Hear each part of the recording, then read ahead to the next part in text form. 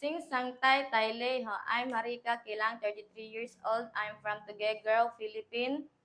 I'm single, blessed with 12 years old child. I'm high school undergraduate. My hobbies are cleaning and cookies. I work as domestic helper in Saudi for 5 years and 5 months. From October 2015 to March 2021, I served 45 years old man. I work as domestic helper in Kuwait for 2 years and 2 months. From February 2022 to April 2024, I serve one elder couple aged 40, 65, and 61 years old. Hello, Miss Marika Kilang. How are you today? I'm good and thank you, sir. May we know your main duties from your previous employer? My main duties is taking care of the whole family and providing the service that they need, especially when it comes to their children. Can you tell to us your daily activities from the morning that you wake up until the night you went to your bed? My daily activities are cleaning the house, cooking there are food for the whole day, washing clothes and dishes, and taking care of them. May we know your working time in abroad? I'm working for 12 hours a day, starting 8 in the morning until 8 in the evening.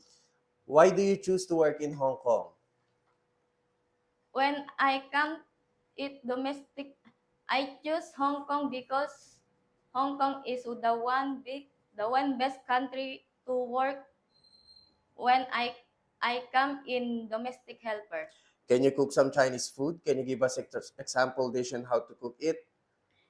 Yes, sir. Like broccoli with sliced beef first, you need to blanch the broccoli and saute the garlic, then put the beef and the broccoli together until while putting some seasoning and flavoring. What if the mother of your employer cannot speak in English? How will you communicate with her? Sir, madam, I will use sign language and I will study how to understand to speak their language. What is the most important thing in caring a children? To prepare their food on time, check if their clothes is wet and always keep them safe. What if the employer's children are very naughty in the house? Will you beat them?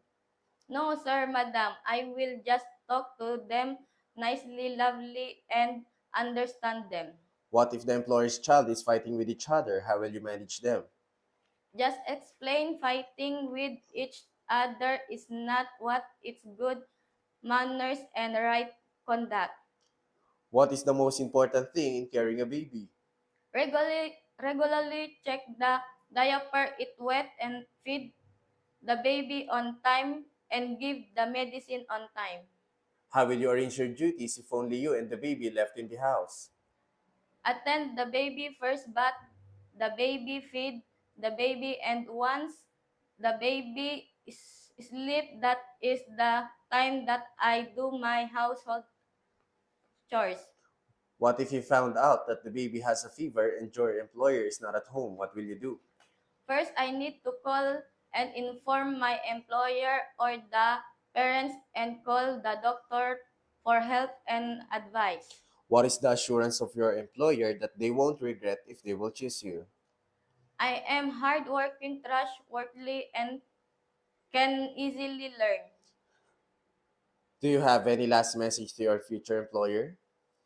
To my future employer, please choose me as your housemaid because I badly need this job. It will help me to grow as person and I will be big help for my family. I promise to do my duties and personalities and I will finish my contract.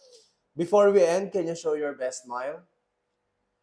Thank you very much, Miss Marika Kilang, and hope to see you very soon in abroad. Ma'am and sir, thank you and I will looking forward to work with you as soon as possible.